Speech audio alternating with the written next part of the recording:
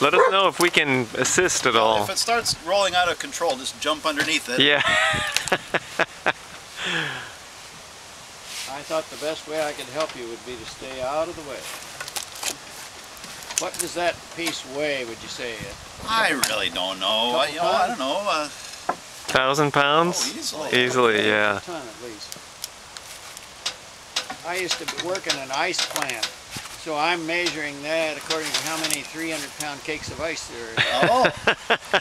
Now, you'd have to compare the relative density of ice versus wood and all of that. Yeah. Ah. Awesome. Okay. That actually worked pretty smoothly. Ah, so you dog-leg it in there. Yes, exactly. And that's just what, these are the log dogs. I knew that.